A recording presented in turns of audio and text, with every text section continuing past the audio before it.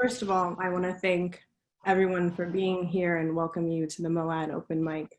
My name is Nia McAllister and I'm the Visitor Experience Manager at the Museum of the African Diaspora. As we gather here tonight, it is essential that we acknowledge the time that we're living in. There are multiple pandemics killing us, including the ongoing systemic violence against Black people. So we mourn the lives of Breonna Taylor, Tony McDade, Ahmaud Arbery, George Floyd, and countless others violently taken from us. I invite you all to call other names into the space using a chat as we share in this event with our ancestors. As we begin this event, recognize that we're in a state of grieving, we are angry, we are exhausted, and we are in need of each other's support. All are welcome in this space, and respect is of the utmost importance. With platforms like this, we must continue to uplift and amplify Black voices. We all have our role to play in change making and collective liberation. So we must find our voice, we must find our pen, we must find our people, we must find our way forward. And so with that, I'm so grateful to find community and healing through art. And so for you who are new or returning to this space, I ask that throughout this event, we all keep our microphones on mute unless we are the ones sharing on the mic. However, because open mics and this kind of space are so interactive and that's important, I encourage you to give affirmations to each other and to those reading and sharing using the chat and using air hands and applause. That's important that we share with each other what our words and what our music means. And so I will be posting the lineup at the beginning of the event and also introducing each performer before we go up to the mic. Remember that each open mic reader will have 4 minutes to share as we have a full list of readers, and I'm also so excited to be having our featured poet for this evening, Danyeli Rodriquez del Orbe, joining us from New York. So the flow of tonight's event will begin with open mic readers and then Danyeli's feature, and then we'll close out the event with our remaining open mic readers. And so with that, I will add the chat or add the lineup to the chat and welcome Norm Mattox up to the mic to kick us off. Welcome, Norm. Okay, so I'm unmiked here. Yes, thank you so much. Honor to those that are not here, as well as those that are here right now. And I have 2 pieces and they got 2 different temperatures. Reality has caught up to the nightmare. I can't breathe.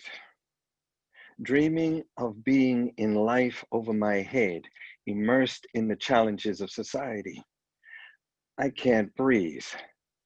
Buried under the weight of a 400-year-old anvil planted in my chest. I can't breathe. Building the strength to swim against the currents with arms shackled behind my back. I can't breathe. Breaching the surface in time to explode my lungs. Oxygen burning too fast, like a fuse. I can't breathe unless in my dream becoming a nightmare, I evolve into a fire-breathing dragon. I don't need your air anymore. The nightmare becoming real life. Something's gonna burn. Fire is all I can breathe.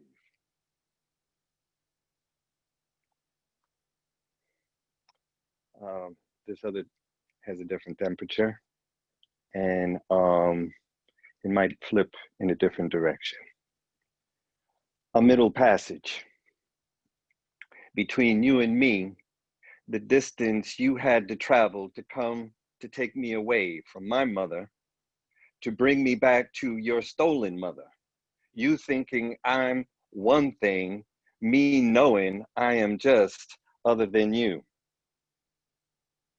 The middle passage between continents, between you and me, the distance I have to cross to be understood, you thinking that I am a different race than you, somewhere between vermin and white. The middle passage between you and me in a child's mind would be fair, with one hole and a line cutting across the center, two parts that have the same amount on each side of the line. Not fair is a discussion to point out unfairness. The middle passage between you and me, you think is unfair because I want what you have, not yours, but mine's, the same and different. The middle passage between you and me, a space that has no middle, that must be ours, that we travel in both directions to end up in a place that is for just us. Peace. Thank you, Norm. Thank you for sharing both of those with both of the temperatures. Next up, I would like to invite Gamal Chasten up to the mic. Welcome. Thank you, Nia.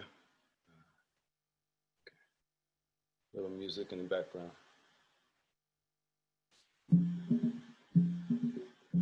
Bad boys, what you gonna do?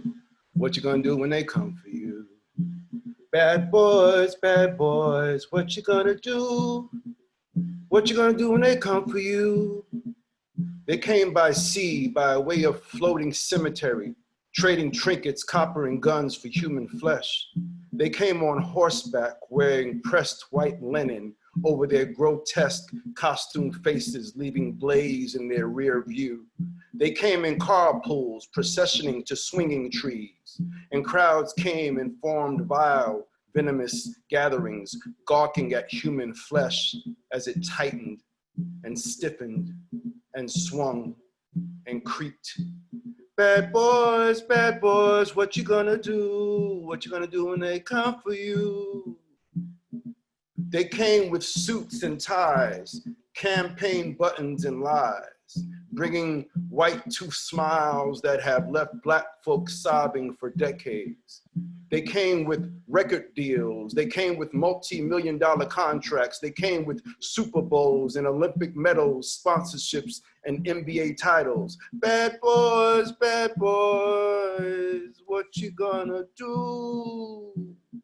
They came with the month of February. They came with mass incarceration, stop and frisk, crack cocaine and redlining. They came with broken schools and broken dreams. They came with slumlords and projects, food deserts and high fructose corn syrup. They came with power and guns and power.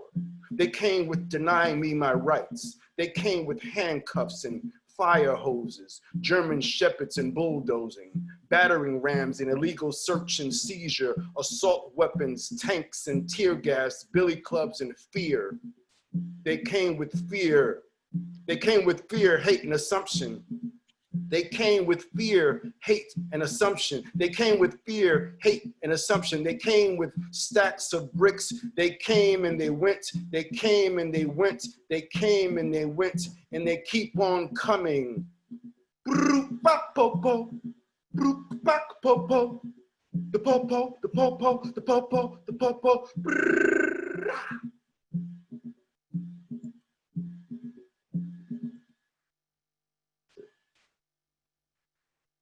Thanks.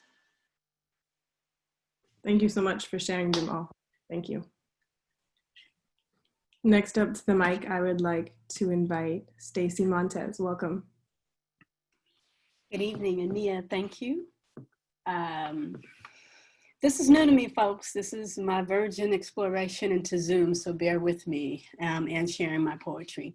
Today, also giving respect to Mr. George and his passing, it is also the day that Muhammad Ali transcended. And so 4 years ago, I wrote this. I spent the day not counting them, but making them count as I processed your spirit transitioning into ether. Listening to the simple truth of your saying, you were the greatest, and then showing us you actually were, while addressing complicated social matters through a spiritual perspective. You spoke of Black Lives Matter before the saying became a brand in this land. I spent the day with light easterly winds blowing off the crest of the Atlantic Ocean, whose waves were awakening ancestors from their aquatic tombs, rising for a journey to your life celebration in Louisville. Their abrupt departure stirred such a tropical disturbance, only keys remained in the destruction. A key that unlocked my sweet youth's protective memory of how you held a mirror to a nation's soul, and how your action caused a reaction, and your peers and adversaries all grew because of the rich words you deposited and often repeated. I am the greatest. The thriller here was not that you said no to a deadly practice of volunteering. Your thriller was a career-ending no to senseless murders that were cloaked as duty and honor, which ironically failed those men who looked like you but did not think like you then or now. I spent the day in your rhythm of existence, where butterflies floated and young men with skateboards and lopsided afros were stinging like bees as they held doors open for the hunched women with straw hats. I spent the day remembering how you did shake up the world, because you understood only a man who knows what it's like to be defeated can reach down to the bottom of the soul and come up with the extra ounce of power it takes to win. I spent the day vowing to resurrect my power, resurrect our power. And now I'm going to just share some micro poems that I wrote.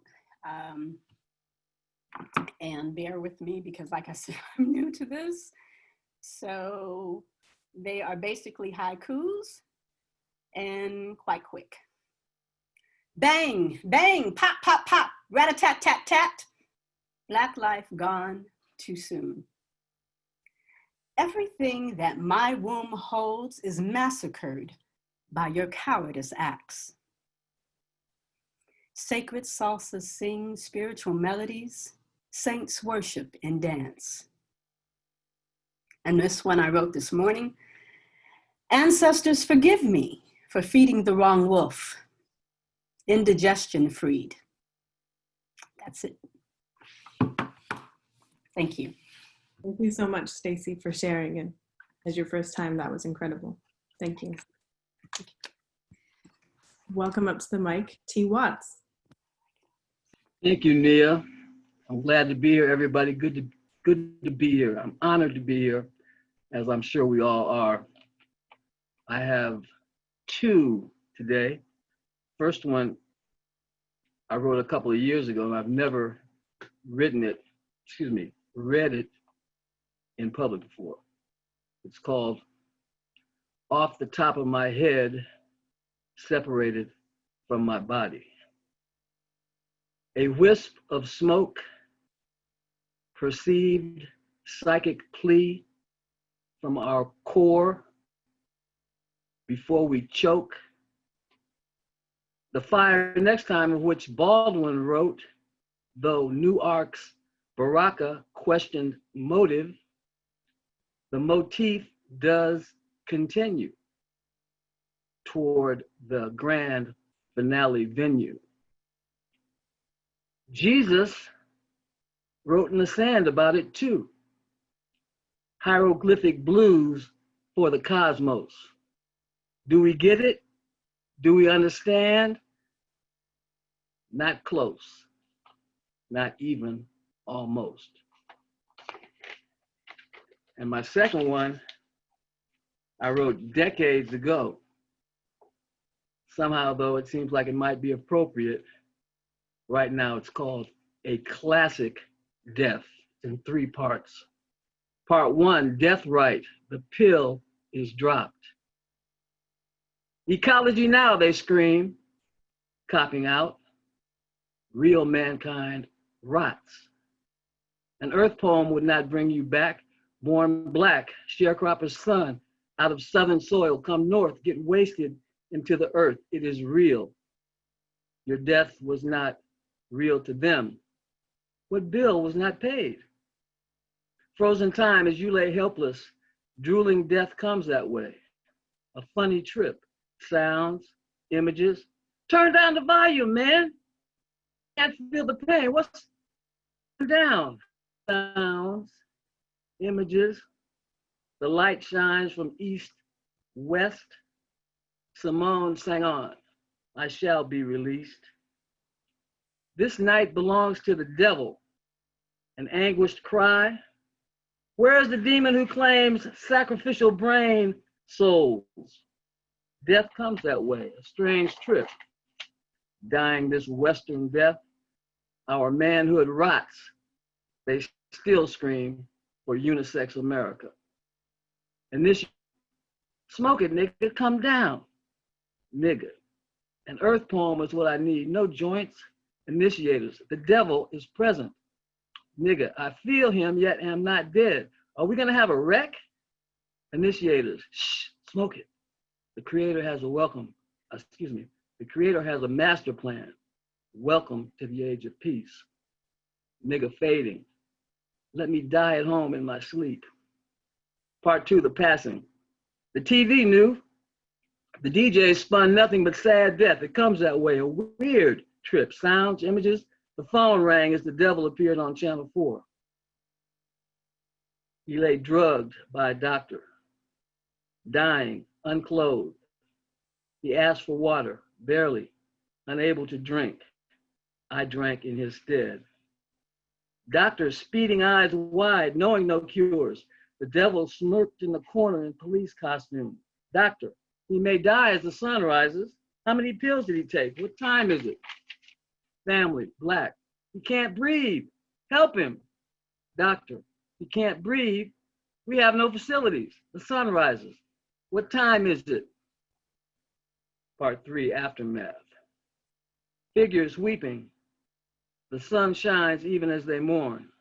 The preacher wiping his brow, knowing little, saying much. Death came that way, the one I knew so well.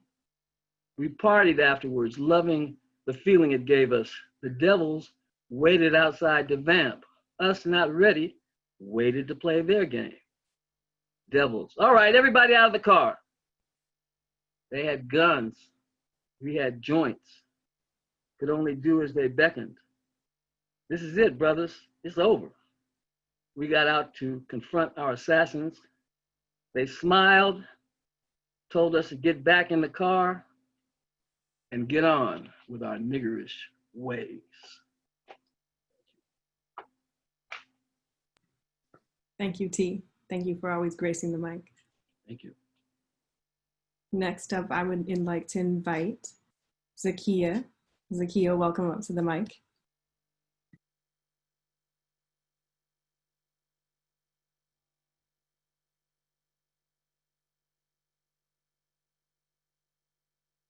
Apology. We missed the beginning. Could you reintroduce yourself, Zakia? Sure, I can. Yes, this is Zakia. Greetings, everyone. Good to be here. Thank you, Nia, for having this space for us. Yes, I'd like to read from Our Spirits Carry Our Voices, which is a West Oakland to West Africa poetry anthology. You can find it on Amazon. My poem that I'm reading today is entitled Fires in Oakland. We always get screwed, and that's the drill. The West Oakland apartment building fire was not on the news. When I heard about it, I got the blues. It touched my heart and ripped it apart. A tragic fire blazing in the night, causing unimaginable fright. Most were asleep, but began to weep. Fire burning, smoke filling eyes, clogging throats, babies crying, children screaming, afraid, disoriented, confused. 100 Black people displaced because of a landlord's greed. Property owners, spectators, developers too, all conspiring against me and you. Does anybody care Fire took the lives of people who lived there. Multiple violations, building run down, holes in walls, ceilings threatening to fall, water leaks causing mold, electrical fires, electrical wires exposed, pipes rusted, filled with lead. A drink of water could kill you dead. Rats, roaches, bed bugs, running amok, but the landlord still wants his buck. 100 Black people displaced, driven into the street. No shelter, no clothing, no water, no food. The ghost ship fire was all over the news. Are the deaths and displacement of Black people unimportant news? Elders, disabled people, families with children, those who survived are homeless now. Thank you. Thank you for sharing, Zakia. Thank you, and thank you for bringing history into this space. Thank you, dear. Next up, I would like to invite Dee Allen up to the mic. Welcome.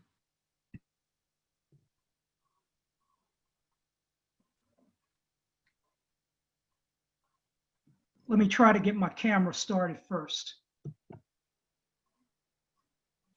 There we go. Now you have a glimpse of my unphotogenic face. Anyways, for the sake of time, I'm gonna do 2 poems for the night. The first poem comes out of my thank you to Marilyn Valencia for that compliment in chat. The first poem I'm about to do is very timely, even though it's about 25 years old, and it comes out of this book here, Unwritten Law, Poems, 1994 to 2011. This is my second book, re-released. From pages 13 and 14 in the book. The unwritten law, the one protocol cops follow won't be found in law books. And that protocol happens to be the only good cop that lives is a bad cop who keeps his mouth shut. Thrown to the wall and handcuffed with insurmountable force, you question the physical harshness used against you. Swung club to the spine, swung fist to the eye, and rammed up pounds and kicks were the only response. Curbside justice, badge and a gun, eyes full of hatred. 5-on-1, unwarranted search, unwilling pawn, in a game of pinata where in lieu of a paper beast, a human ribcage gets smashed. Dick brain, domineering depraved, volunteer gun running, drug selling slave, protector, uniform fool, aggressor, rich man's tool. Which of these portrayals best fit he who circumvents the law he's sworn to uphold, the policeman or sheriff? All. Somewhere tonight, the unwritten law of brutality and hate will be carried out on unarmed innocents, on every one of us, tasting the pain born from arrogance, fascist grace, under a red, blue, red, blue, red, blue, red, blue squad car light glow. The only good cop that lives is a bad cop who keeps his mouth shut, or so they say. And always remember, behind the shiny badge lies corruption.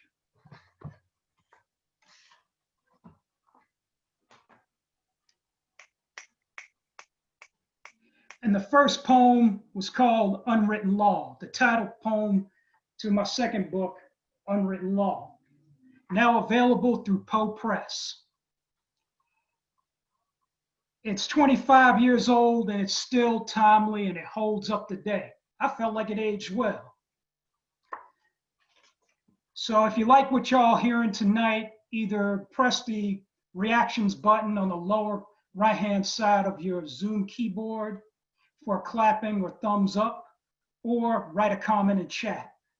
And the last poem I'm about to do comes out of my new book, Eloise Onichi, Poems, 2013 to 2018, now available through Conviction to Change Publishing. And the poem I'm about to read, this one is going to change the mood a bit from the first piece. From pages 28 and 29 in the book, this is called The Silversmith.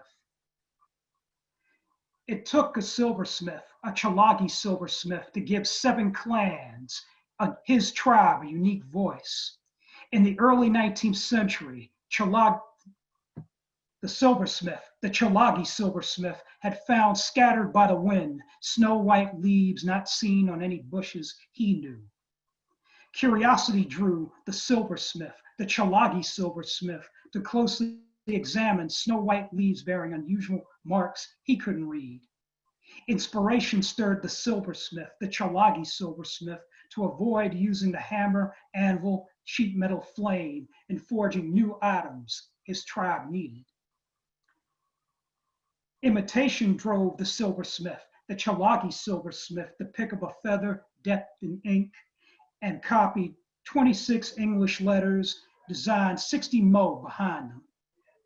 It took a silversmith, a Chalagi silversmith, to give 7 clans, his tribe, a unique voice, written on crisp, snow white leaves that talk back to the eyes.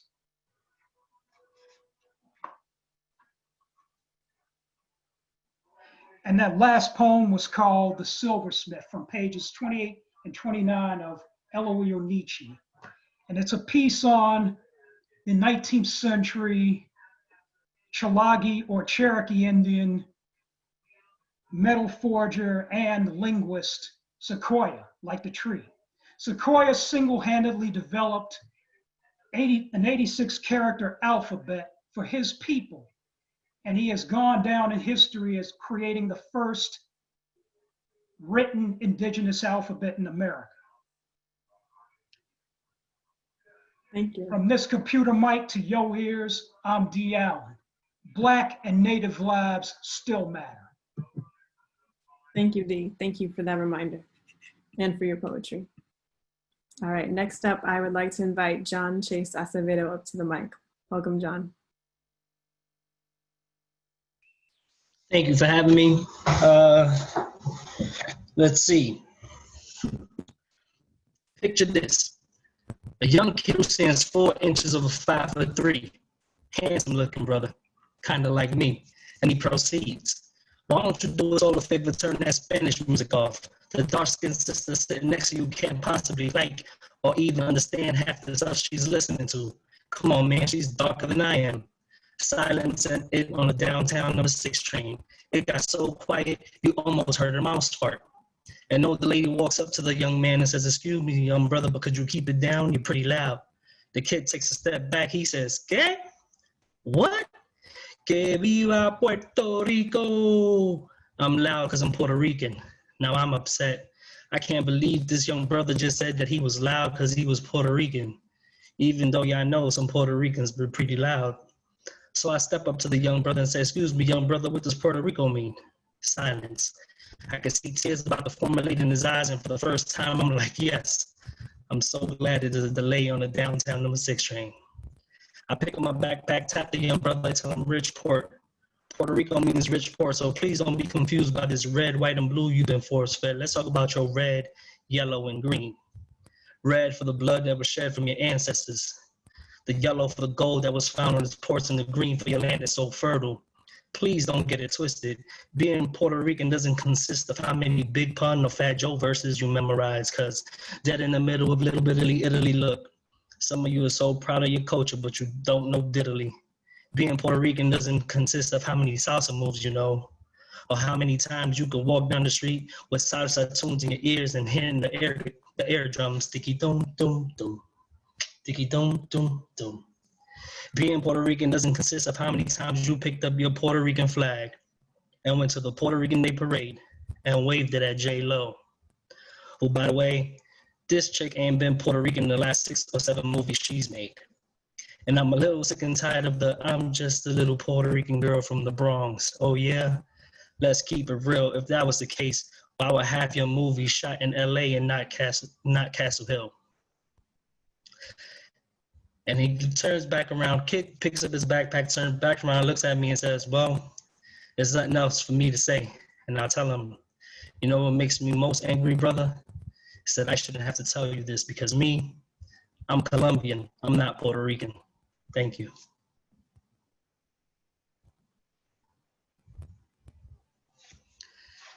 I'll share another piece if that's okay. Yeah, go for it. Awesome. Picture if you can, special ed high school classroom, 20 feet by 20 feet. The only window facing the hallway is covered by Christmas break diorama projects because the students work well with their hands. I tell them the skin.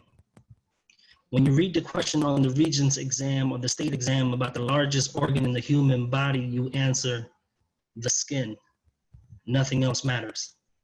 Raheem stands up and says, yo, mister, women, is their skin larger than men because you know they have boobies and stuff?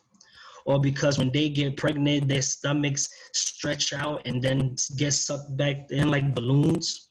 Or the fact that their feet swell up, mister? Women gotta be the answer, mister. It just can't be the skin. He goes, or the fact that their feet swell. From all the men that catcall them all the time. Psst, oh yeah, mommy, come, don't be like that. Yo, mister, I wonder how many discipline pitches it takes to get through skin. How much time I need to stay kneeled on rice before red rice replaces white rice. Is white skin tougher than black skin? Because I always hear about things like this happening to the people that look like me, but never like them.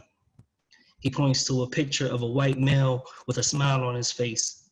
Kisses, she said. A hand gently placed over a wound only covers it. Kisses help them momentarily with the emotional side. That's why every time we get hurt, our mommies want to kiss our boo-boos. How am I supposed to paint a perfect picture of myself if there's no color hue that represents me or the color of my skin? I see black and dripping mascara every time my mother would run into the door. Napkins holding red blood. She would tell me it's just too hot sometimes. I always saw gray in her face. I wonder, other than rainbow, what is the color of pride, respect, self-dignity, resilience? What is the color of healing? Scabs, he says. He said, in order to paint the perfect picture, draw scabs, a little black, some blue, add some purple. Place these little scabs where I always used to be. Pick at the residue of where your memories will stay. And no, we aren't to blame. Always willing to forgive the ones we love, so we apologize for running into their fists. Accept broken ribs, bruised wrist, and a high five to the face. Discipline me the way children sing rhymes. Hit my head, punch my shoulders, belt to knees, stepped on toes. Slapped me across the face, popped me in my mouth, and by mistake, she broke my nose. We all know how it goes. Head, shoulders, knees and toes, knees and toes. They look at each other and say it happened to me too. For about 4 seconds, they look at the exam. They question it again. Raheem looks at me and says, the heart, mister. It can't be the skin. It has to be the heart. The right answer to the biggest organ in the human body should be the heart. Because anytime you can stitch together a broken heart to forgive, then you already know. Thank you. Thank you, John, for sharing both of those. Next up, I would like to invite Yeva Johnson. Welcome up to the mic, Yeva. Thank you, Nia. Thank you very much. I thought I would offer today what I'm going to call a poetry appetizer, because I'm just going to do one poem and a little music. I'm going to start with the music, but I wanted to thank, I'm just been being part of a BIPOC, it's called the BIPOC Writers Community, and this is where I wrote this poem in the last few weeks, and it's been really great. One of those bright spots that gets me between one Moat open mic and another. Okay.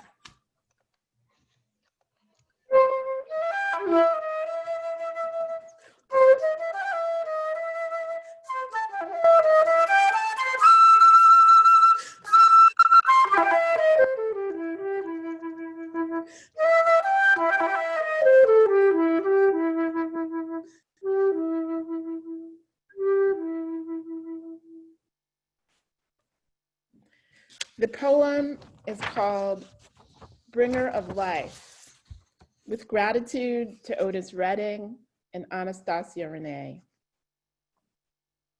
The daughter of these three powerful mothers would never lack for adventure.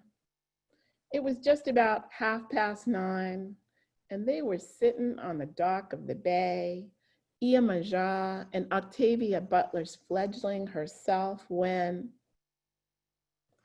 the azure waters swelled up, and she was plopped on the copper sand, gasping for breath, crawling and clawing her way into the world. She was no Athena, just the daughter of the Black Venus of Willendorf. She was no Athena, crawling and clawing her way into the world about 9:30 when she spied Octavia Butler's fledgling flirting at the water's edge with Iyamija. She was gasping for breath and was so in awe, dipping and diving her way through the world. She was no Athena. She was a water woman on life's adventure, and she was the daughter of these three powerful mothers. Thank you. Thank you so much, Yeva, for both your music and your poetry. I'm so excited. That piece made me so happy. Next up to the mic, I would like to invite Raymond Nat Turner. Welcome.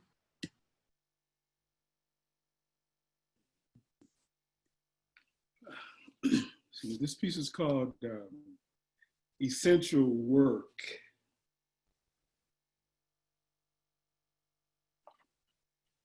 We'll always need race car drivers roaring down streets. Like we'll always need powerful, peaceful protesters pepper sprayed like cockroaches. And we'll always need sleeping 7-year-olds shot while dreaming of dolls, sleepovers, tooth fairies. We'll always need children playing with guns in parks, executed before becoming Hulk Hogan's. We'll always need doors kicked in and our daughters and sons slaughtered in wee hours, even if it is the wrong address. We'll always need elderly parents whacked for accidentally pressing emergency alerts. Like we'll always need mentally ill loved ones massacred in our homes. We'll always need men rushing pregnant wives to hospitals shot for speeding, and fathers of 6 hustling too hard, chokehold lynched. We'll always need young women who drive and smoke, stopped and suicided, and mothers wearing masks wrong, wrestled down in subway stations and as their 4-year-olds watch. We'll always need wallets mistaken for guns, Glocks for tasers, Black men shot in their backs, and bridegrooms butchered night before their weddings. We'll always need tasered hearts, skanking and reggae rhythms, and broken broomsticks rammed up men's rectums for fun.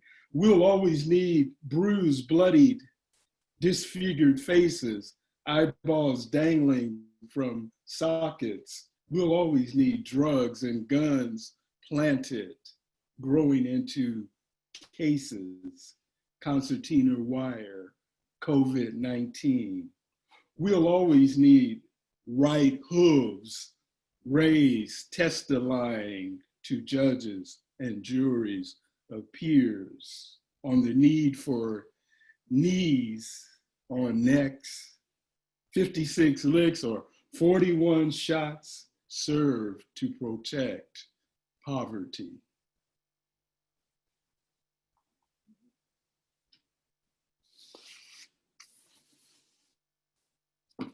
A thief, a thug, clown in a rug, a tweet, deceit, a lie, a cheat, embellishing broader, a lying disorder, a myth, a fable, a bit unstable, flim flam, clap trap, bunkum, bull crap, an empty wagon, a puffed up dragon, a whopper of fib, you peep from your crib, a sham, a fake, a major mistake, pathological lying, false flag flying, a grope, a trope, bad jokes, breaststrokes, a grope of a crotch, another man notch, where they debauch over water and scotch, a trumped up story, cock and bull glory, a foot in the mouth for strategy style, pie in the sky, a barefaced lie, a pig in disguise, fooling some eyes, playing fast and loose with Jim Jones juice,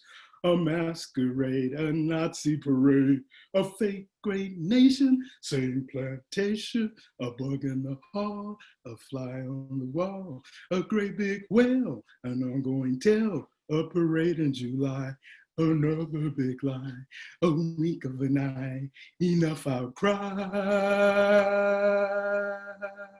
A thief, a thug, clown in a rug, a tweet, deceit, a lie, a cheat.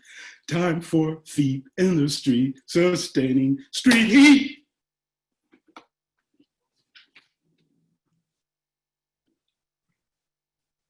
Thank you, thank you. Thank you, Raymond, for both of those, the music, the poetry, again. Thank you. Next up, I would like to invite Aquela Lewis-Ross up to the mic. Welcome. Hey, how's everybody doing? Good afternoon, good Hey, morning. Aquila. Hey, how you doing, brother? I'm doing all right. How y'all? I'm good. Hey, everybody else too.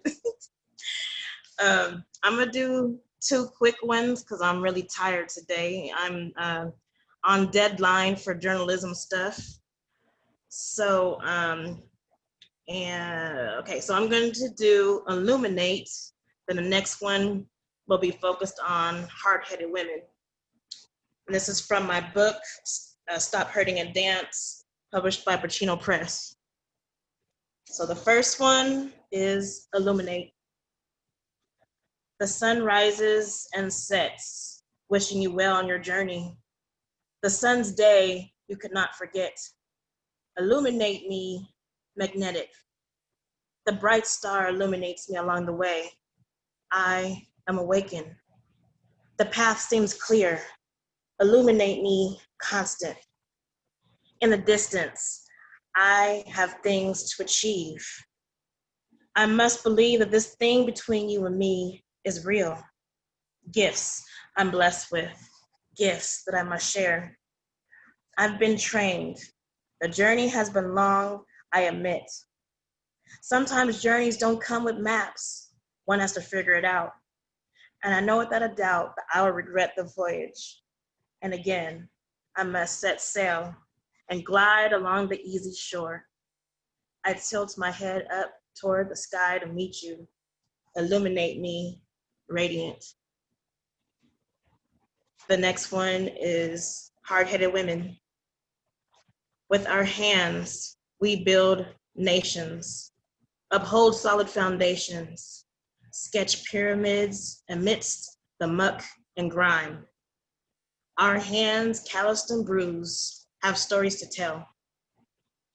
Each line can trace where we've been placed. We move as a unit. So bow down to the queens who can cast a spell. See our female talent? With a snap, we raise babies on our hips and build ships, glazed with gold.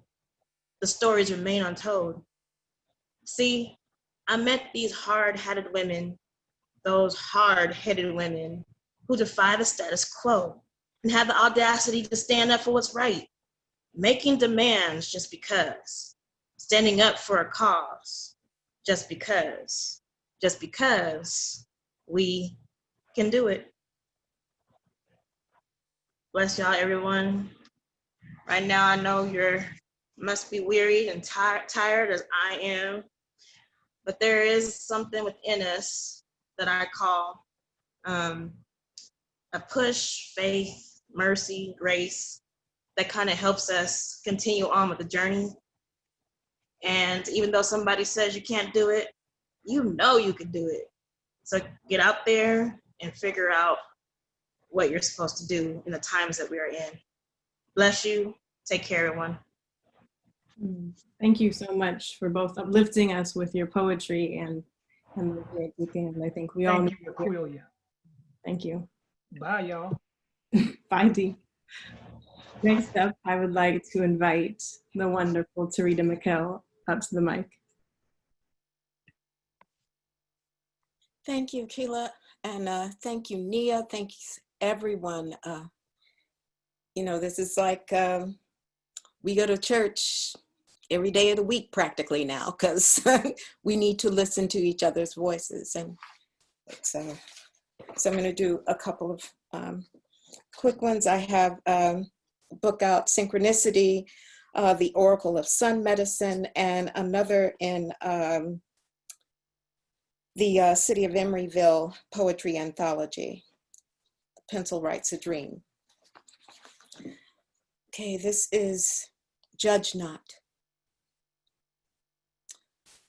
Judge not, or bummum, and summum.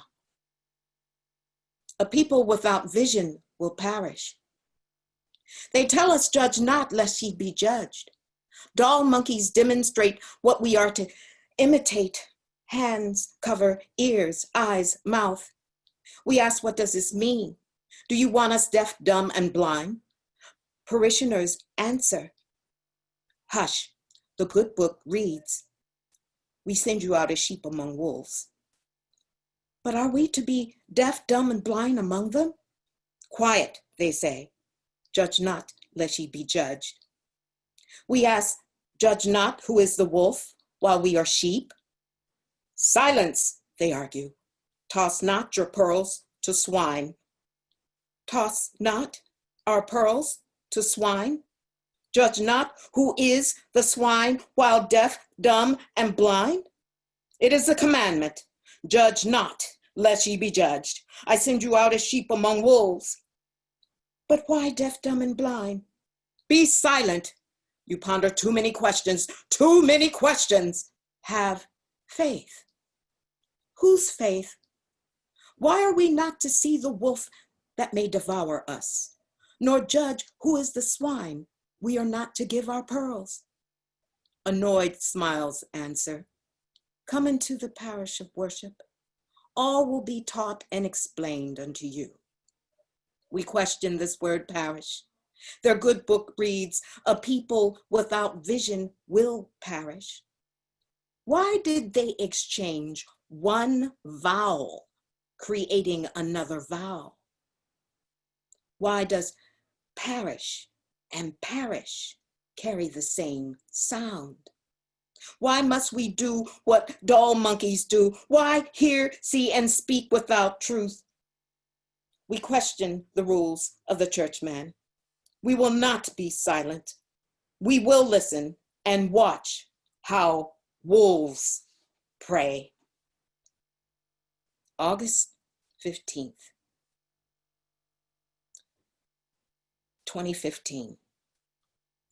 Fannie Lou Hamer, I find, says, memory is an insurance policy against loss. Memory is an insurance policy against loss. Memory is an insurance policy against loss. Randall Robinson said the cruelest thing you can do to a people is take their memory, take their memory, take their memory. Saturn's Day, daybreak, soul wakes, eyes zoom, scans room, stops, looks at a book facing my bed, titled Claiming Earth, Race, Rage, Rape, and Redemption by Hakeem Madhubuti. Book stares, I glare, we remember something. something is remembered. 27 bones go behind scene, picks up another book titled, We Charge Genocide, Crime of Government Against the Negro People, a 242-page petition delivered to the United Nations by Eleanor Roosevelt, wife of former President Franklin Delano Roosevelt, Paul Robeson, civil rights activist, signed in 1950. Memory is an insurance policy against loss. Memory is an insurance policy against loss. Memory is an insurance policy against loss. The cruelest thing you can do to a people is take their memory, take their memory. How did I forget this book? Was I trying to be too positive? Was I trying to be, I didn't want to remember. Spirit says, look up We Charge Genocide on the net. Found Sandra Bland's mother's Facebook page post, We Charge Genocide. Day later, at Native American event, table displays, brochures cascading, We Charge Genocide, We Charge Genocide, We Charge Genocide.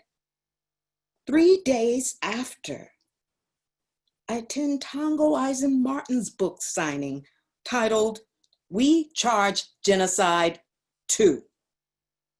Memory is an insurance policy against loss. Memory is an insurance policy against loss. Memory is an insurance policy against loss. The cruelest thing you can do to a people is take their memory. Then remembered 1981, James Baldwin saying, something very brutal must be said about this great melancholy nation of ours. And if you don't believe me, you can ask the Indians. The intentions of this country's government has always been genocidal. Then remembered year after that, Kwame Ture saying, education in this country makes you stupid, but what is worse, it makes you arrogant in your stupidity. The revolution is coming whether you want it or not. It is coming. We must be politically prepared for what is coming.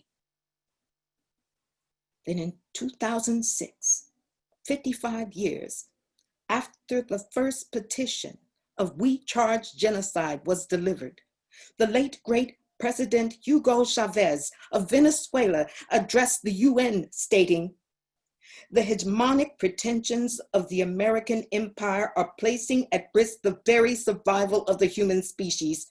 We continue to warn you about this danger, and we appeal to the people of the United States and to the world to halt this threat, which is like a sword hanging over our heads. And this one nation under a God that despises life answered, and think not I come to bring peace on earth, but a sword. Memory is an insurance policy against loss. Memory is an insurance policy against loss. The cruelest thing you can do to a people is take their memory, take their memory, take their memory, take their memory. Thank you.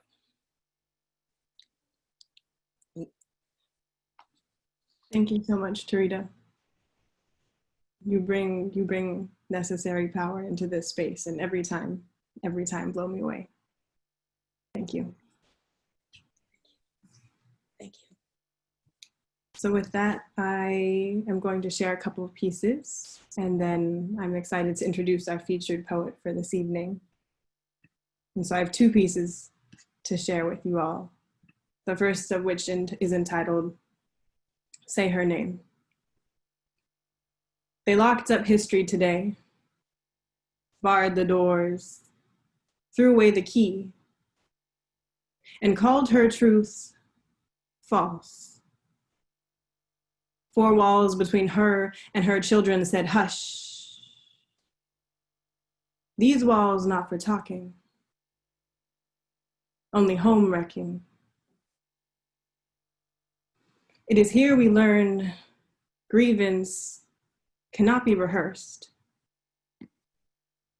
Justice only got catcalled once today. Not bad for a missing woman. If she's invisible in the first place, Who's to say she was ever here? Sis got taken too. So now we take to the streets saying, no justice, no peace. We yell our sisters' names against the chorus of what she have on, to which we cry defiance. So she was asking for it, to which we remind them, nobody's got time to look inviting when there are revolutions hiding beneath our tongues. What's that? You couldn't hear over all the white noise? It's here we learn fragility doesn't listen anyways. So as history tells us, we must repeat ourselves.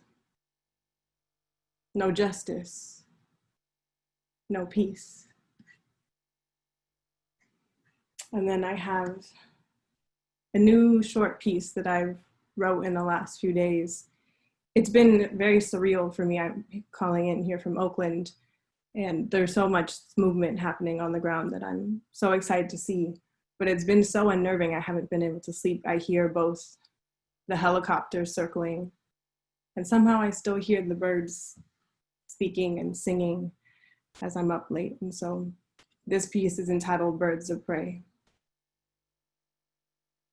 Birds of prey circle the block, painted sleek black, plumed in red and blue. They have not eaten tonight. And so we pray and sing with fire in our hands. We riot in the names of all we have lost. Because silence is its own kind of violence. How beautiful it must be to survey the relics of Capitol collapsing in flames. It is 1:30 a.m. on June 1st, 2020. And George Floyd is still dead. The birds of prey are still circling. And our song is just beginning. Thank you. And so with that, I am so honored to be introducing our featured poet tonight, Danyeli Rodriquez del Orbe. Is a Dominican Bronx-raised community organizer, writer, and spoken word performer. Her work raises awareness around issues of race, gender, and migration. She's been featured by Bronx Museum of Arts, En Espanol Magazine, and became a 2020 recipient of the Define American Immigrant Artist Fellowship. In December 2019, Danyeli self-published her first collection of poetry, Periodocos de Ayer, a lover's archive. In addition, she is also the co-founder and co-host of Loose Accents, Latinx podcast that highlights the immigrant experiences of the East and West Coasts. So welcome, Danyeli. Thank you so much for being here and sharing in this space with us. Thank you, everyone. Thank you so much for having me. We are living in trying times. So whenever you get a chance to be in community, especially when that community is spitting fire poetry and is out here doing the work and sharing feelings and being vulnerable, I feel like that always kind of recharges me to keep going. It's no secret that, that with everything that's been going, we tend to turn to poetry, right? Poetry is kind of like the language of the soul. It's the language of healing, and it's definitely my healing. So I will perform a few poems for you. I have been, just a disclaimer, I have been working long hours a day, organizing folks and trying to get folks money and resources. So I am pretty tired, but that also means that I haven't gotten to even write about everything that's going on. So many of the poems that I'm going to perform to you today are related, but also not related to the things that are going on in media and obviously politically in this country. But I will perform a few poems for you. My name is Danyeli. I was raised in the Bronx in New York, where I'm actually right now, although I live in LA, this has been home, and I'm so glad that I got to spend a few months here and organize with my community before going back to LA. A big part of being Dominican, and I'm not sure how many of you are familiar with Dominican culture, but Dominican is a little island in the Caribbean around Florida. And we struggle a lot with our Blackness. You know, we have a long history of anti-Blackness, of struggling with our identity. So a lot of the work that I do centers Black Dominicanidad, and what it means to be Dominican and also embrace your Blackness. So this poem is one I wrote for my dad. And I wrote it because, you know, growing up, there's this term in Latinx culture that you're supposed to better the race. And what that really means is that you always marry someone lighter so that your kids come out lighter. And my dad, it's someone who has embodied that all his life. So I grew up hearing my dad tell me that I could never marry someone who was darker than me. So I wrote this poem about Dominicans and about our long history with anti-Blackness and our discrimination against our Haitian neighbors. And it goes like this. Dominican racism and patriotism are the perfect couple. Cupid, US imperialism. Trujillo, the perfect priest, married them in Haitian blood and called them beautiful. They dance bachata dressed in white and changed their last name to social class. They killed Yoruba ancestry with Spanish Bible verses y Colon churches. They built a home on Taino land and used Perejil as a bodyguard. They slashed over 10,000 lives and justified genocide. Then they migrated to New York and separated themselves from cocolos, haitianos, kinky hair negros con sus trenzas y mala música. They scrubbed away with African blood and bleached themselves Hispanic. As if Spain has ever given a damn about our ancestry, you see, Dominican racism and patriotism are the perfect couple. But me, I'm a bastard child. I took it 5 centuries back and called myself Black, la negra con tumbao, the one Celia sings about. So, sí, papi, you heard me right. I'm a negra. I'm a slave masterpiece, and you can see it in this hair and in this nose and in these lips. At only age 10, you shoved colorism down my throat. Te desheredo si te metes con un prieto. Your favorite quote told me how bettering the race better not have been in vain, because mommy was the light-skinned girl to rid me of your dark stain, but your daughter fell in love with a Black man. A man with skin so dark, I had to pray away the cops, the gunshots, and even phone calls to ICE. A man more mommy than I could ever be, who cleaned houses and dance studios and wove his dreams around basketball teams. So papi, please forgive me. Maybe it was the cocola in me or the brujeria that I just can't shake off that made me this berrinchuda, this cabezadura. But papi, can't you see how this resilience and this surviving and being this amount of defying is the damn Blackest thing to be. So that piece actually gave me so much anxiety to perform publicly. And finally, when I posted it online, I stirred a pot in the Dominican community that led me to a long journey of teaching my community about Blackness. And it's still such an important poem. And even before I hopped on this call, I got a lot of harassment online from Dominicans in the island who feel like I am not for Dominicans because I speak about Blackness. So it's a constant, it's a constant reclaiming of Blackness, and, you know, teaching folks and really being patient and gracious with a community that, you know, struggling a lot with their identity. The next poem I'm going to perform is called Undocumented Black Boy. And this poem is one that I wrote in college. I was dating my college sweetheart at the time, and I realized that no one had ever documented undocumented love. But even further than that, nobody had documented Black undocumented love. So I wrote this poem in the middle of heartbreak, but I wrote it out of love for my community and what it means to be both undocumented and Black. So this poem is called Undocumented Black Boy, and it goes like this. I am the woman after the girl talking. And you are no longer the light at the end of the tunnel, you're the tunnel itself. Actually, let every woman before me and after know that I loved you into a better version of yourself, so you and they are all welcome. I don't love you anymore. But Black boy, I still owe you an apology because you were never meant to become an X, a crossroad, intersection, a mass incarceration, and mass deportation. You did not fly 3 continents to be called dangerous. So undocumented Black boy, I am sorry.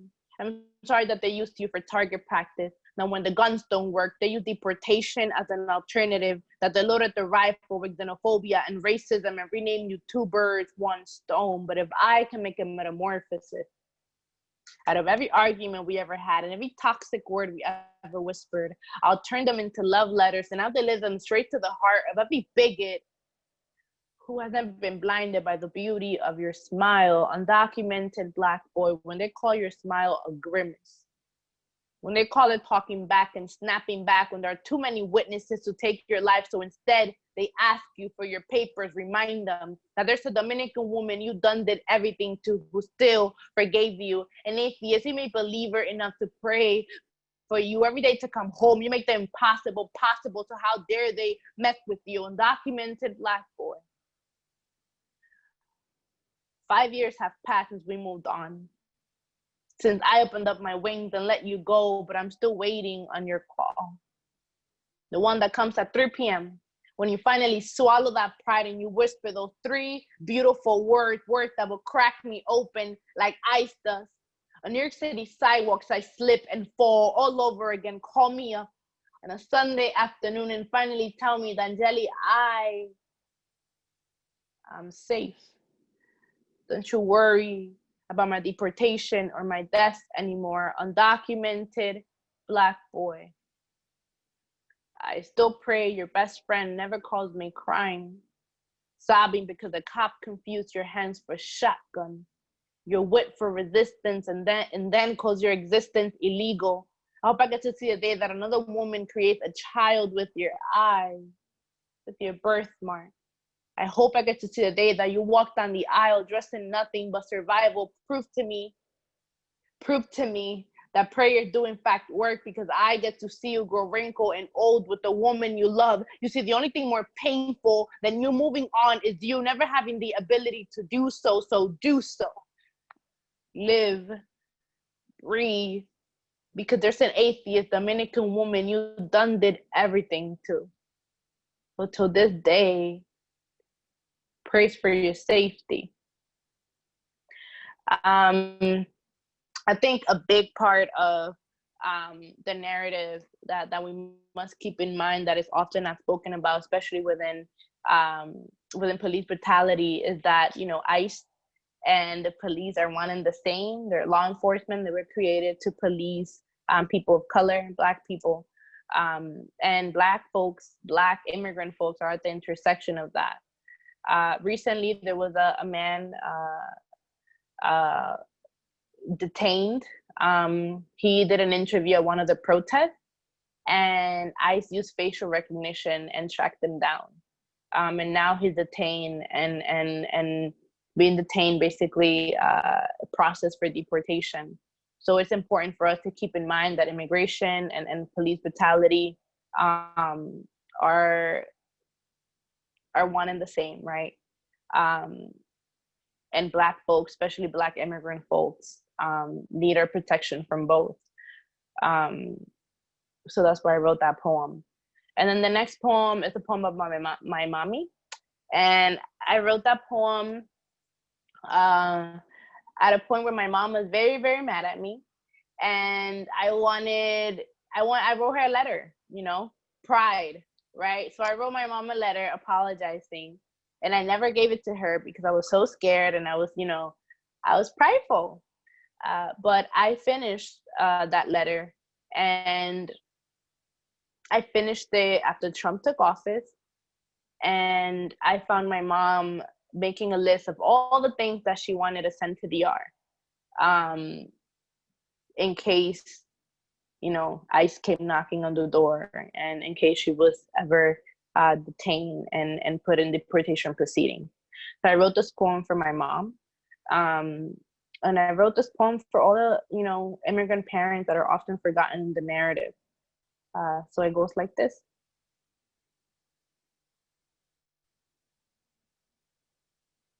My mother raised me fearless. She taught me how to peel plátano without trembling, how to let the blade do its job without shaking. When American Kiss twisted my name, softened it, broke its sound, she made sure I knew how to correct it. Danyeli, the real way, the Spanish way, the Dominican way. When Spanish-speaking teachers drowned me in their spit, my mother scolded me from across the room. That's how I learned how to swim. My mother raised a swimmer, a sprinter. She made sure I knew to leave wherever was not good for me. I'm sorry, I'm like forgetting this poem because I'm nervous. Hold up. She raised a swimmer, a sprinter, told me to never stay in places not meant for me, told me to never linger in dark rooms with men holding machetes under their palms. My mother did not speak to me about sex. She spoke to me about fucking. She knew that to survive or not block, she had to punch the wise right into me, had to make a young woman out of a child and the cub into a panther way before the boys could, but often I was stubborn. I had too much of her in my hips, too much of her in my lips. I had to learn my lesson when I laid in the concrete, crying after a boy who's not treasuring me. I had to learn my lesson when I couldn't go home and face her. I am 25 now. And I'm realizing that my mother's herbs, medicinas caseras, that some limón con vivaporú can cure way more than a cold, that some ginger and fideo soup can cure more than my throat. I am 25 now. And I'm realizing that my mom is sometimes, or usually, or always fucking right. But don't tell her I said that, because my mother is a strong woman and she does not soften up to love letters or flowers, and there's too much anger and too much pride for me to tell her all the things that I wish that I could. But you see, if my mother understood this language that breaks her every day, this right here is what I would say.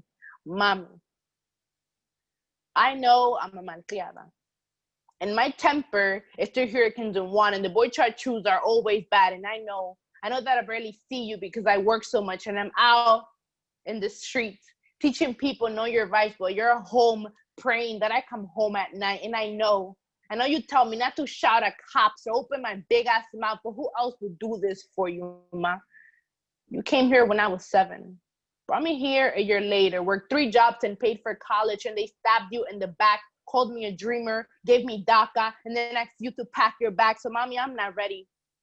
Put down that damn backpack or the passport and the boarding pass, because as long as I can talk and move and breathe, I will riot and I will fight, and I won't let them touch you, mommy. Not now, not ever, and not tonight. You let this country break your back and gave your life to raise me right. You cannot, and we must not give up now. Shout out to all the parents out there. Especially shout out to all those parents out there whose kids are protesting while parents are at home worried, sick. I feel like we often don't think about that like, although we're out there fighting the big fight, many of our parents are back home worrying and praying for us and just hoping that we're safe. And I know that my mom feels that every day. Before I go protesting, she's like, I know that I can't stop you, so I send you with God.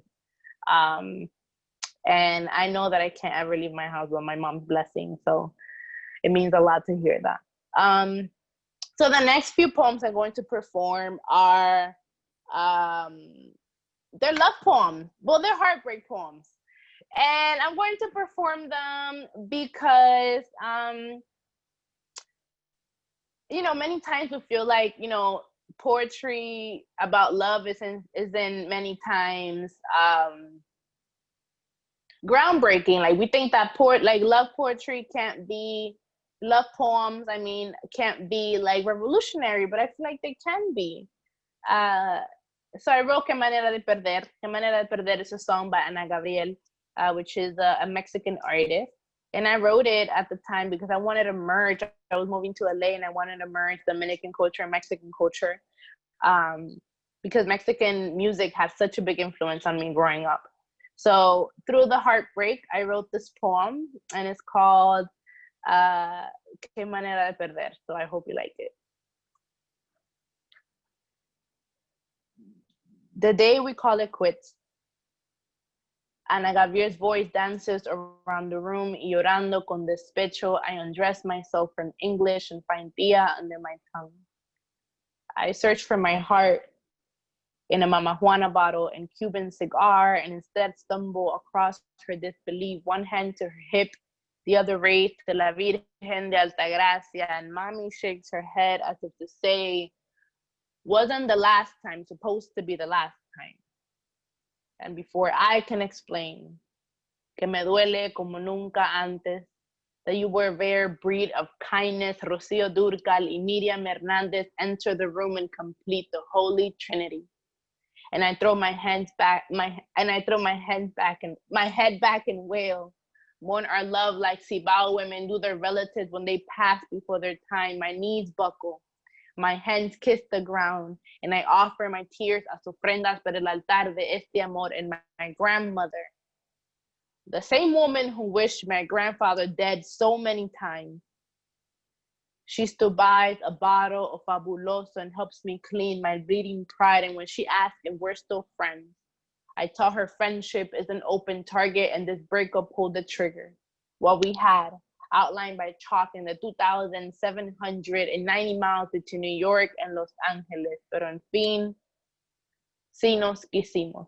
You laugh with a symphony of yes, and your eyes were wise like Dominican mothers done raised their daughters in them the first time we made love.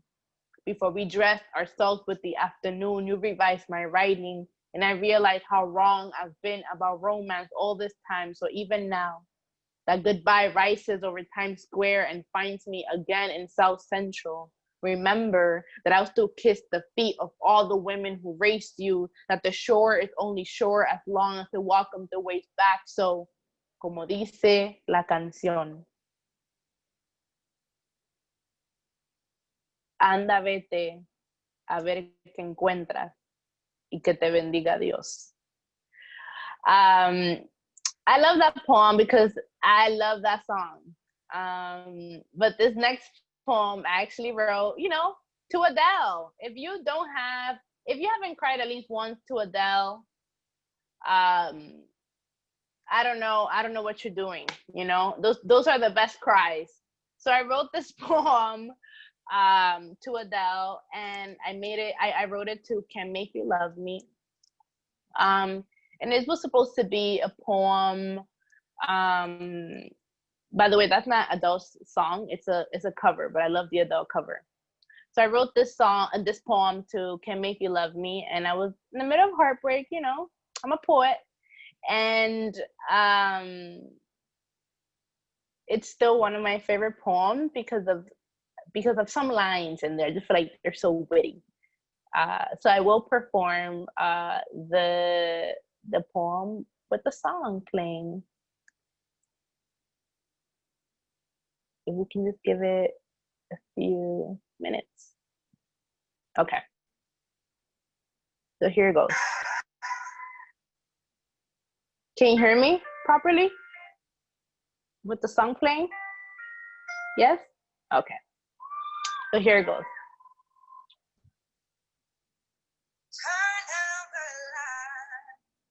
Before I go on, I hope to make one thing clear. This is the first poem I never wanted to write.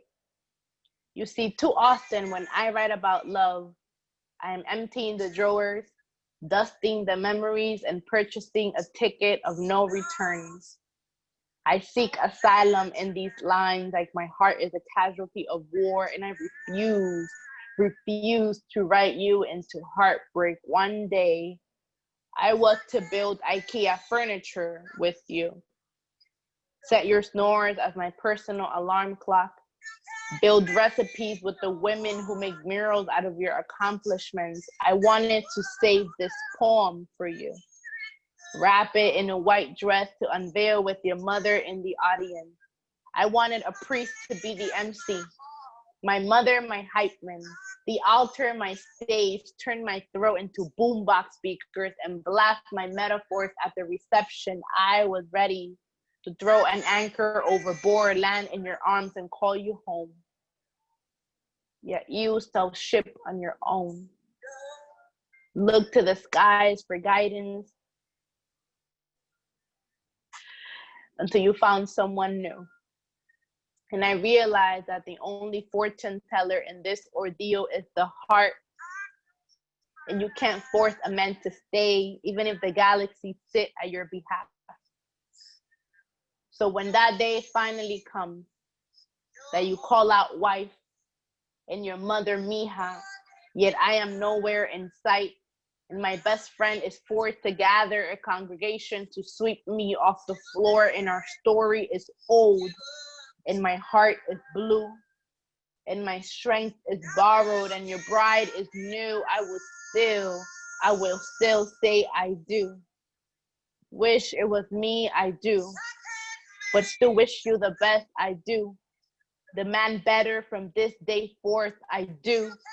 Crumble today, wake up tomorrow and pick myself up, I do. Love me, love me, love me way better than you ever could, I do, I do, I do.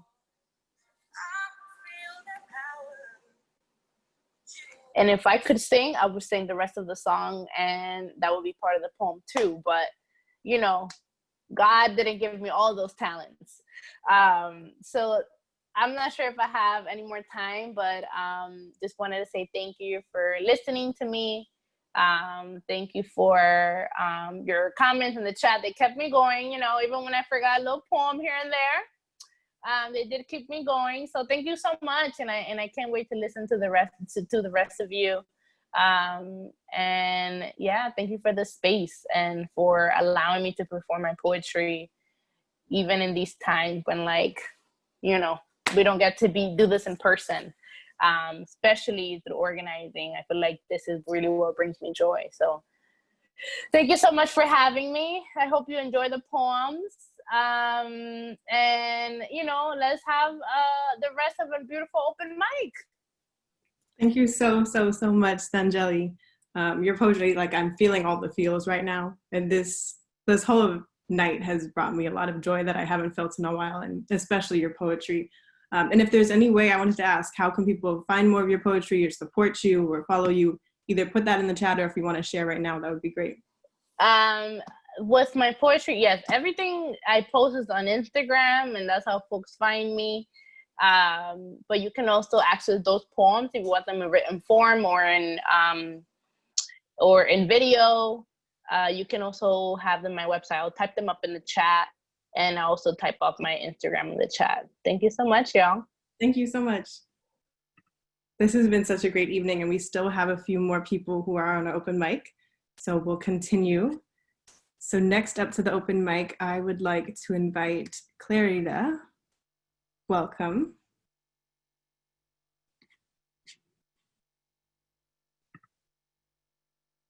Hi. How are you? Thank you for having me. I am a singer-songwriter, and I sing and play cello, so I just wanted to play an original song tonight. Can you guys hear me?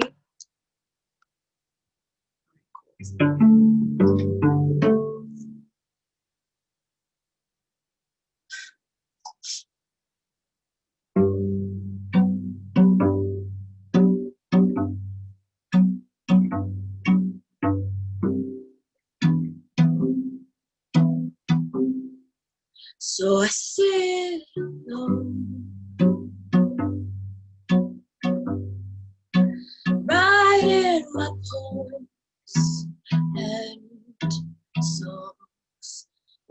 hard to please. Begging on my knees, don't move. You were my home. Walls and decor. Whoa, windows and floors. So I sit alone.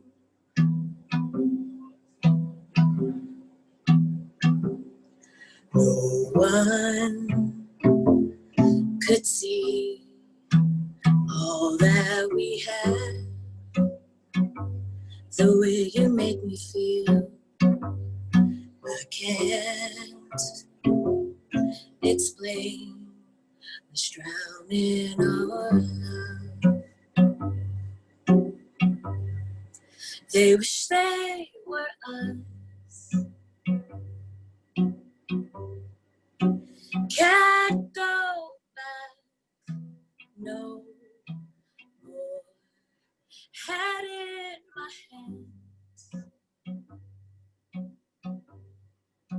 heart on the floor. You hurt me to the core, and you were my home. Walls and decor. Whoa, windows and floors. So I sit alone.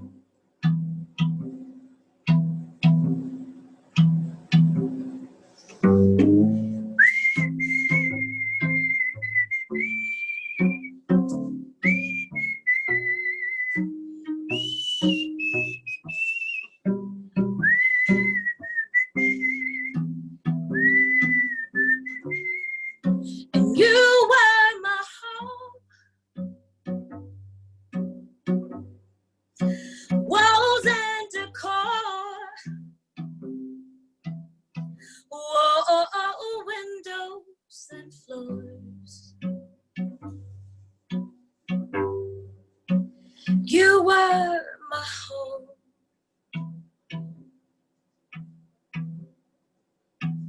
You were my home.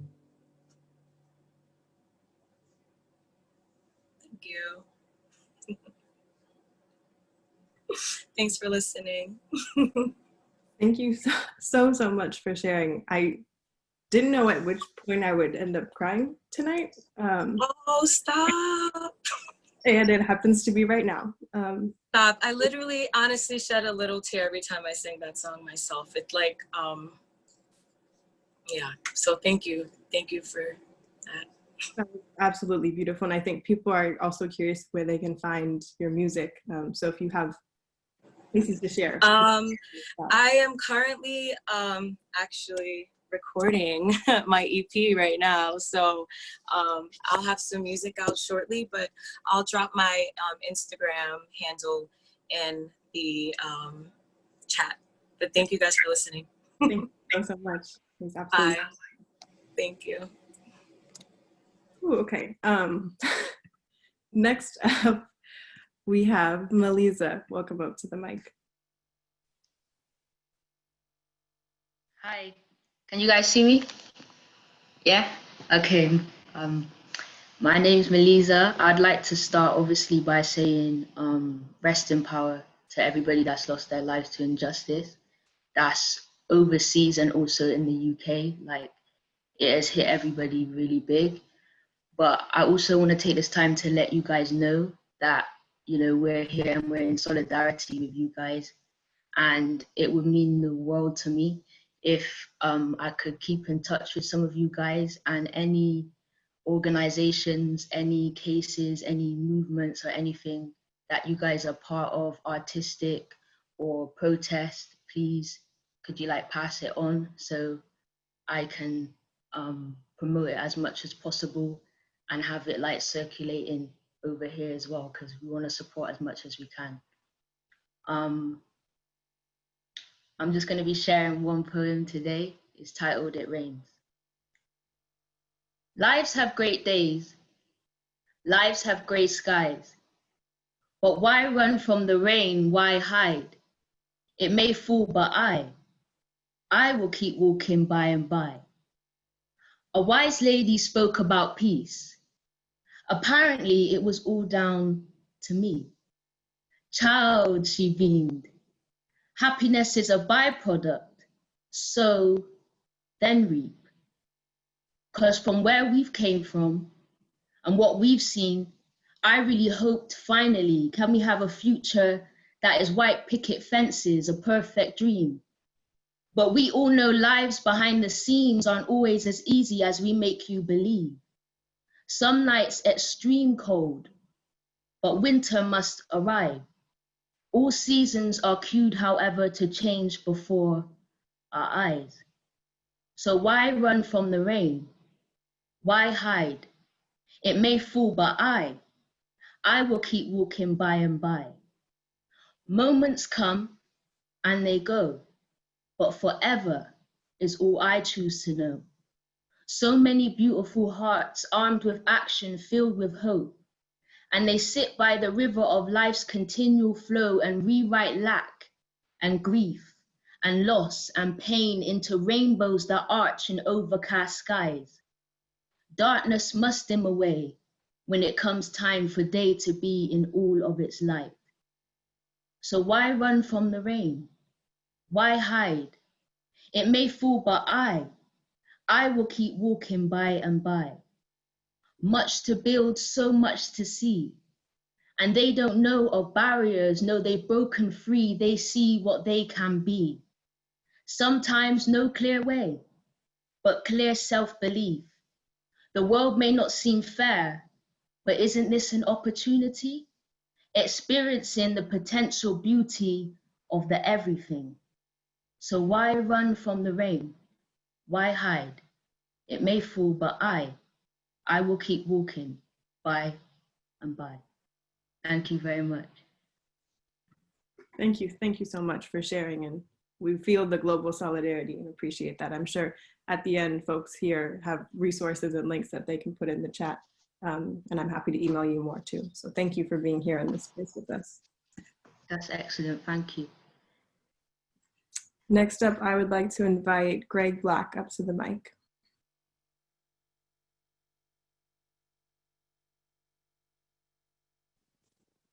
Peace, peace. Can you hear me? Hello? Am I there? Yep, we can hear you. Okay, cool. I just got one piece I'm gonna do. I'm from Pittsburgh, by the way, Pittsburgh, Pennsylvania. I'm a writer, journalist, poet, sometimes musician. I do a little bit of everything. This piece is called, it's actually untitled, but it deals with a lot that's going on right now. It's more focused on my perspective, the media's take on things.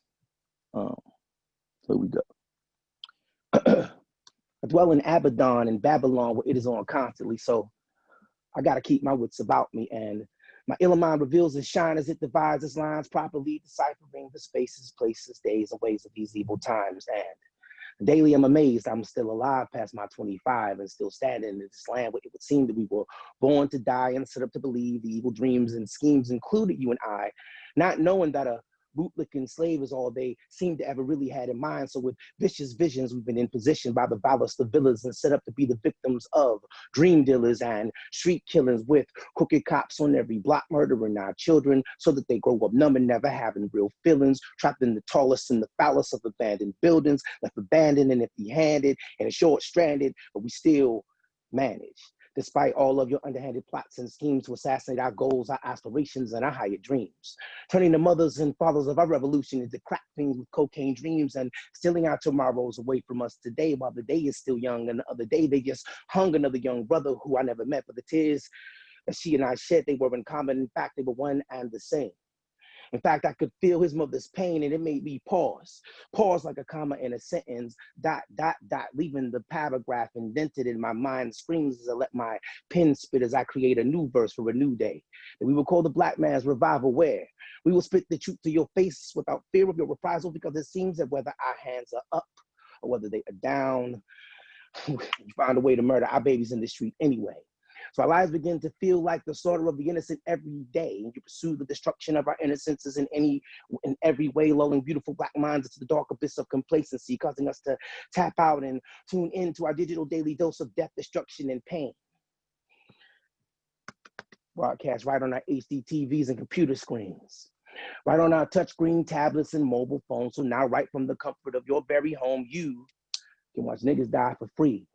Or while nestled within the comfort of your lazy boy with your hand chained to the remote control that's been manipulously mind raping you for years, even though you provided it with its batteries, pointed it directly at that weapon of mass distraction, at the weapon of mass destruction, AKA video crack cocaine, injecting lies and deceit at the speed of both light and sound directly into your brain until your ability to hold on to reality becomes none, until you become numb, numb to the death of women, numb to the death of children, and numb to the death of your own mind. And you know. Thank you. Thank you so much for sharing. You have a great cadence with how you read. I appreciate hearing that. Thank you. Next up, I would like to invite Andrea Jacobo up to the mic. Welcome. Thank you so much. It's such an honor to be with so many talented people. This has been such a healing space for me. I haven't cried in a long time, and today I've been crying so much, and this has just been so healing. So thank you. I actually want to thank Danyeli, because if it wasn't for her, I wouldn't be here. And if it wasn't for her inspiring people just to speak their own truth, I wouldn't have been sharing this poem for the first time in 4 years. I haven't expressed myself in 4 years. So this is 4 years of pent up stuff. So bear with me. We can learn a lot from plants. The way in which they take up space and root from below and expand. So this message is from Mother Earth. Take up space. I need you to take up space. Take up space all the way from the nanomicron to the steps of the presidential suite, to the mountaintop, to the streets. I want you to breathe, inhale all the air so that people who are waiting to put their knees on our necks know how it feels to move through a system without the ability to exhale. Take up all the space that you deserve. Let your wide hips and big ass hair and loud ass talk take up space. Call your girl. Hey, take up space through the sound waves so they know how it feels to raise their voice. But the amplitude is not great enough to make a difference. Grab your neighbor, tell them, oye, ven acá, come here. We need to talk about how our path to liberation is through unity. Don't you know? They are putting us against each other. Take up space and reach beyond the table. Scratch that. Build your own table. Take up space. Build your own table so they know how it feels to think about how every system was not built for them. Take up space. Make the biggest table, because you know, if you're not at the table, you're on it. Take up all the space, plant your roots, nurture the soil, expand yourself and grow. Just like the seeds make way for the roots make way for the trunk make way for the flowers, leaves, and blue. Take up space so that you know you can make your way all the way to the presidential steps and say, aquí, esto se acaba. Right here, this ends. Thank you. Thank you. Thank you. That was a lot for me. I'm gonna do a softer one. When I first moved out of California, I'm from Miami. So Miami, it rains all the time. 3 o'clock, you know it's gonna rain. So you just let it be. So this one's from my Miami because I'm missing home.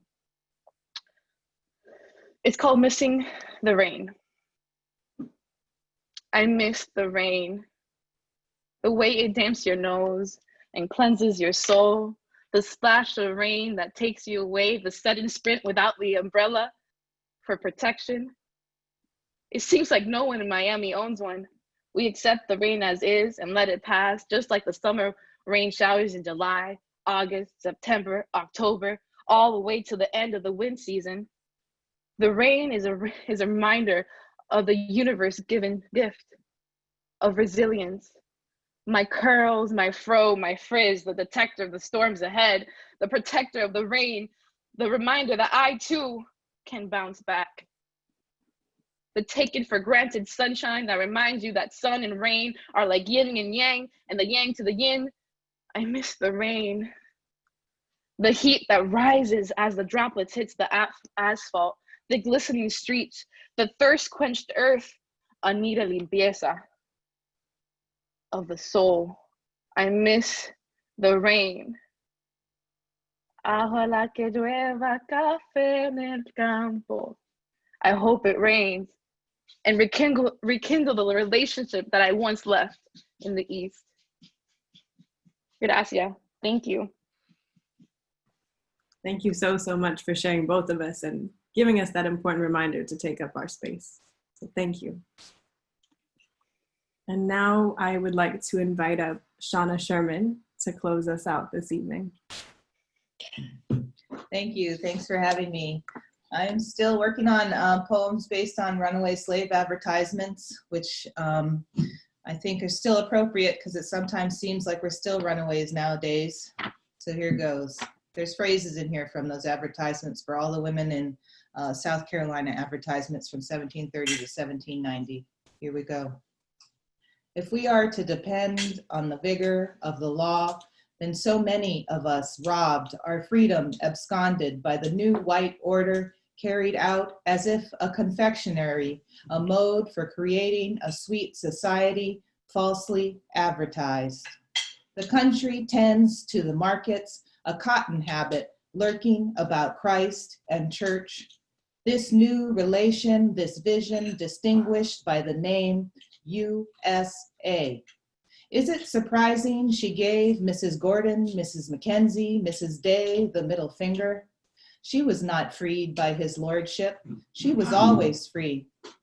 She said this to the peril of the child at her breast, knowing as the mother, as our mother, there would be no life if it wasn't lived of our own accord.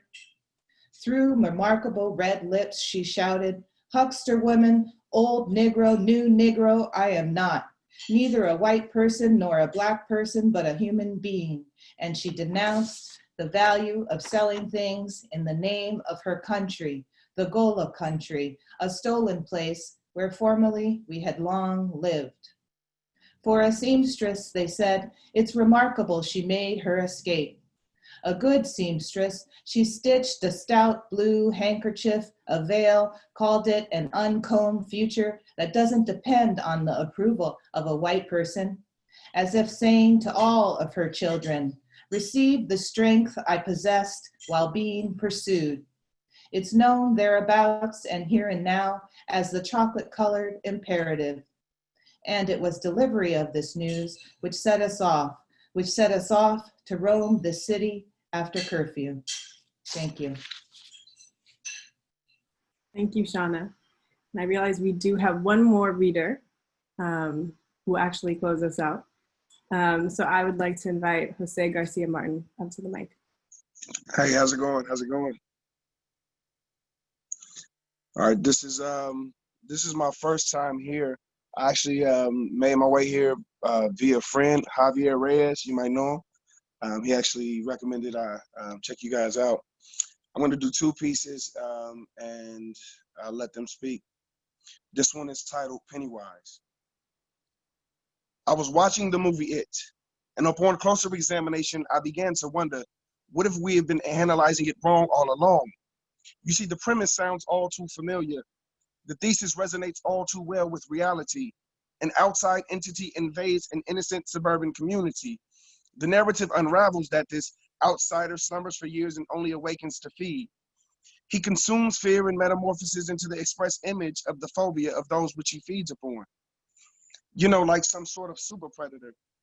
A group of friends are terrorized by this foreign threat with malevolent motives.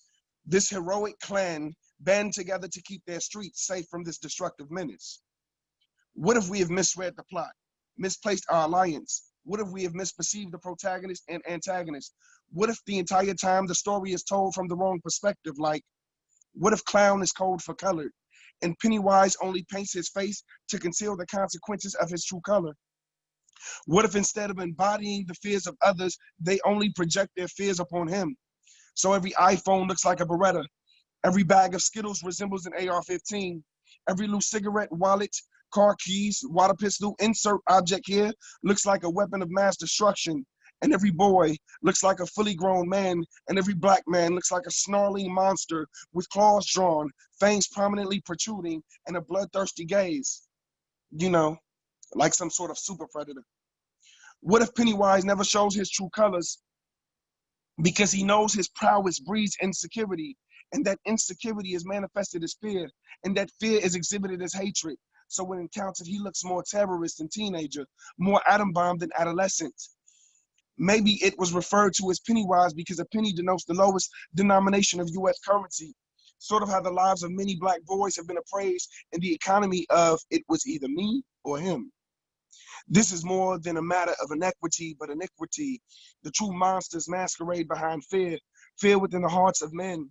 As we add another name to headlines and headstones, as we prepare the plot for the latest burial in a media graveyard of black bloodshed, bodies broken by a barrage of bullets fired from barrels of fear, the stage is set for there to be a next time, and the next time, and the next time, because as long as black boys are depicted as boogeymen, there will be knights bringing their version of light to slay those monsters under the bed. There will be uniformed sorcerers performing black magic, but when they abracadabra their fear, our sons will disappear. As long as darkness equals target, then every charcoal-colored kid is in danger. We are at threat level orange, walking in minefields, and the wolves think that they are the lambs. The villains believe themselves to be the heroes. You see, as long as we are marked as monsters instead of men, then barbecue Beckys will call extermination forces to protect their precious parks. Zimmermans will continue to stand their ground, and Trayvons will continue to be gunned down. The touchscreen of Stephen Clark will be identical to a weapon spark, and fear will continue to consume our bodies. This next one is entitled, Do Poems Matter? Lately, I've been pondering this question in my mind. Do poems matter? Perhaps as a professing poet, this pondering may sound like pandering, but I pose this question with the utmost sincerity. Do poems matter? Do my poems matter to Kojo, whose village was brought to ruin by the seismic shift of tectonic plates that dance like Panlogo? What is the significance of my sentences when its streets are littered with the fossils of forgotten toddlers? When the potpourri of petrified bodies permeates the summer air, the fragrance of fear, the sense of despair? Do my poems matter to Raven, whose bedroom is a mad haven, where the stench of her father's breath mingled with his sweat invades her nostrils as she lies undressed, his coarse beard pressed against her chest, tears trickling down her ebony cheeks, depressed and desiring death? Do my poems matter to Alberto, whose stomach and back compressed together like clenched fists? His hunger pains have hunger pains. His bones thirst. His lips have forgotten the feeling of food. His last meal consisted of red clay and polluted water. Malnourishment would be an understatement, and starvation an improvement. Do my poems matter to Lakeisha, whose opaque skin is often equated with sin, met with constant ridicule and remarks that regards her black flesh as something hideous to the sight or repulsive to the touch, staring back at herself, seeing only an anatomy of agony, her flesh tone riddled with overtones of negative imagery. Some days she prays for a stamp and envelope for mailing in her melanin. Do my poems matter to Serena? Her body daily consumed by the palate of the highest bidder. Her mind has traveled great distances, while strangers have spent since for a few intense instances, glancing at a broken reflection. Do my poems matter to Brianna, Ahmad, George, Trayvon? Do my poems matter to a society of social media citizens where souls are saturated with the inconsequential? Instagram instant gratification, next trap dance craze becomes viral while viruses decimate populations. Do my poems matter in a nation where Black lives largely haven't, living somewhere between statistics and experience, between bell curve, criminalization, incarceration, and extermination? Do my poems matter in a world drenched in depravity, wrecked by wretchedness, opulent with oppression, where wildlife is more significant than a child's life? Do my poems matter? When my poem materializes into a movement that matters, are my poems nothing more than artistic small talk in the middle of a cosmic holocaust? Does poetry have an afterlife? Will heaven be filled with the poems possessing praise, haikus of hallelujah? Will hell be filled with poems of misery and lament? Of what utility is alliteration to a population facing elimination? What good is iambic pentameter to the family of an alcoholic janitor who comes home at night to exercise his fists against their face? Of what substance are crafty lies to battered wives with shattered lives and blackened eyes? What good is a stanza for a 5-year-old with brain cancer? Do poems matter? When is the last time these similes created smiles? Will any lives be made better for these metaphors? Is all the time we have invested in perfecting our penmanship pointless? Or are our words expressions bearing a practical utility? Will our legacy be language or lifestyle? Will our punctuation be a question mark or an exclamation? Should our poetic narration be lamentation, or will it be the sounding board for transformation? Will these words produce whirlwinds leaping from our tongues into your temples? Will these poems be tethered to actions, not just reactions, but renovation, revolution, and renewal of the mind? May these words be metabolized. May our hearts be mobilized, motivated. May these poems manifest metamorphosis in reality, a motility in mentalities, and not just produce mere melancholy, melodies against malady. May these poems cause violence to cease. May these poems propagate peace. May these poems serve as relief and release for deep grief. May these poems reflect God and give you an everlasting hope. May these poems matter. Whew. That was incredible, and what a way to end, and again, an important reminder. Thank you so, so much. I think we know our words matter, and now it's more important than ever to let them be known. So again, I want to thank everyone for being in this space, both all of those who've shared this evening and all of the rest of us who have held space for each other. I've gone through so many different emotions through the process of the last 2 hours. I've cried, I've laughed. In many cases, I just haven't stopped smiling, and this truly has made me so happy. And so I encourage everyone to continue coming to these spaces, to continue sharing, to continue supporting MOAD. This is just one of the many programs that we're doing during this time. And so I really encourage you to show up to our other programs. If you are able to financially support, you are able to make donations either on our website or by phone, and I just put the information in the chat. And I want to, again, circle back to what I was saying at the beginning, that we all do have a role to play in change making and collective liberation. And so again, we must find our voice, we must find our pen, we must find our people, and we must find our way forward. So thank you all for being here again. And again, also please share resources in the chat with each other, and have a good rest of your evening. Thank you.